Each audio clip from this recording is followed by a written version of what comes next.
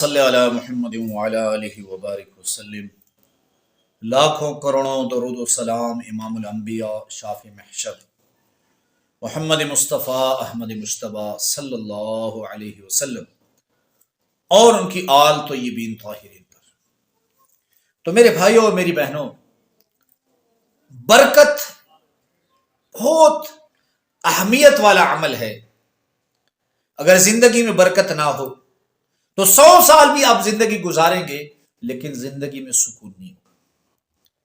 اگر مال میں برکت نہ ہو تو کروڑوں کا مالک ہوگے لیکن آپ کے کسی کام نہیں آئے گی، نہ دنیا اور نہ آخرت۔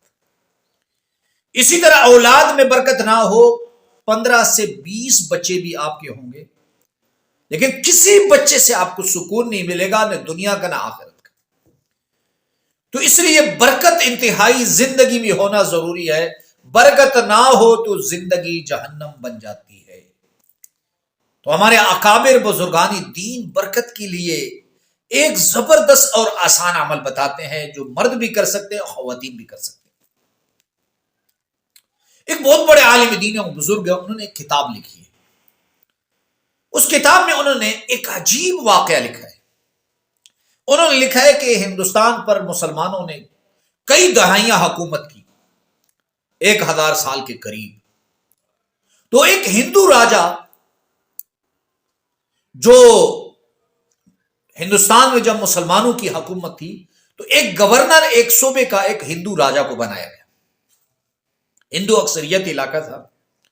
تو اس ہندو راجا کی بیٹی وہ جب باہر جاتی تو مسلمان حکمرانوں کی بیٹیوں سے اس کی دوستی بن گئی اور وہ مسلمان بن گئی۔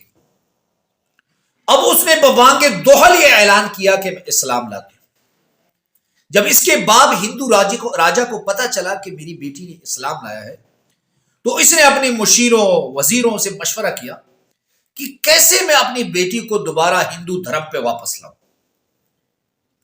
تو ایک وزیر نے اسے کہا کہ آپ ایسے کریں کہ کوئی چال چلے جس کی وجہ سے آپ کی بیٹی جو ہے وہ واپس ہندو دھرم کی طرف آئے۔ تو بادشاہ گورنر نے پوچھا یہ کون سی چال چلوں؟ تو انہوں نے کہا کہ دیکھیں آپ کی بیٹی جو کام بھی کرتی ہے وہ کیا کرتی ہے، وہ بسم اللہ الرحمن الرحیم پڑھ کر کرتی ہے۔ تو آپ ایسے کریں کہ اسے ایک موتی دیں اور وہ موتی انہیں کہیں کہ یہ بہت قیمتی موتی ہے، آپ اسے سنبھال کے رکھیں۔ اور چند دن بعد آپ ایسے کریں کہ وہ موتی جب وہ رکھ لے تو آپ کسی خادمہ کو بھیج کر وہ موتی اس کے کمرے سے نکال لیں اور کسی دریا وغیرہ میں اس کو پھینک دیں۔ بادشاہ نے کہا ٹھیک ہے۔ پھر کیا ہوگا؟ انہوں نے کہا جب چند دن بعد آپ بیٹی کو کہیں گے وہ موتی واپس لاؤ میرے پاس، جب وہ جائے گی وہاں اس نے بسم اللہ سے وہ موتی رکھا ہوگا تو اس کا ایمان خراب ہو جائے گا کہ میں نے بسم اللہ پڑھ کر یہ رکھا تھا، یہ کہاں غائب ہو گیا۔ اب بادشاہ نے اپنی بیٹی کو موتی دیا اور موتی بیٹی کو کہا کہ بیٹی یہ بڑا قیمتی موتی ہے، آپ نے اسے سنبھال کے رکھنا ہے۔ بیٹی نے کہا ٹھیک ہے۔ بیٹی نے موتی لیا اور بسم اللہ الرحمن الرحیم پڑھ کر اپنے صندوق میں اسے رکھ لیا۔ اب چند دن بعد بادشاہ نے اپنے وزیر کو کہا کہ چپکے سے جاؤ اور میری بیٹی کے کمرے سے وہ موتی چرا کے لے آؤ۔ تو وزیر گیا اور موتی صندوق سے چرا کر بادشاہ کے پاس لے آیا اور بادشاہ نے اسے کہا کہ اس کو ایسی جگہ پر پھینک دو کہ یہ دوبارہ نہ ملے۔ وزیر نے جا کر اس کے محل کے قریب جو دریا بہتا تھا اس دریا میں اس موتی کو پھینک دیا۔ اب موتی کو دریا میں پھینک دیا گیا۔ چند دن بعد کچھ مہمان آئے 12 ممالک کے اور انہوں نے خواہش کی کہ ہمیں مچھلی بنا کر دیا جائے، مچھلی کا کھانا بنا کر دیا جائے، مچھلی کی مختلف قسموں میں یا روسٹ کر کے یا یعنی اس کو پکا کر، ہم بڑی شوق سے مچھلی کھاتے ہیں، آپ بنا کر دیں۔ تو بادشاہ کے دربار میں بادشاہ کی بیٹی جو ہے وہ بہت لذیذ مچھلی پکایا کرتی تھی۔ تو بادشاہ نے وزیر کو کہا کہ کسی نوکر کو بھیجو اور مچھلی بازار سے خرید کر لائے تاکہ میری بیٹی مہمانوں کے لیے پکا سکے۔ اب وزیر نے چند مچھلیاں خریدی اور شہزادی کے پاس بھیج دی اور شہزادی نے جب اس مچھلی کو چیرا صفائی کے لیے، نوکرانیاں ساتھ تھی، تو وہ موتی اس مچھلی کے پیٹ سے نکل آیا۔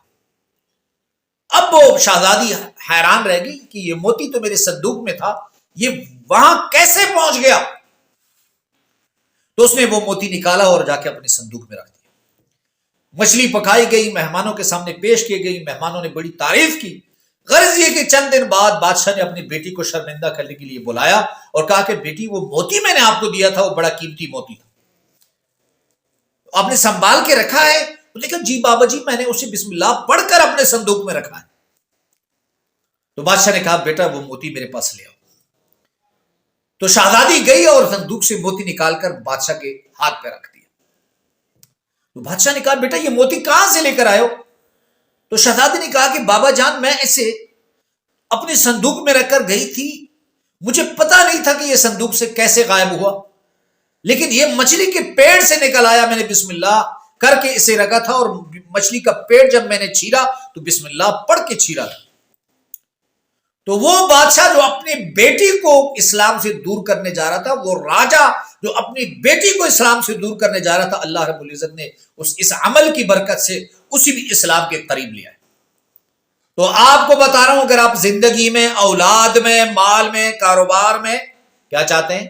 برکت چاہتے ہیں، برکت، تو میرے بھائیوں اور میری بہنوں، آسان عمل ہے۔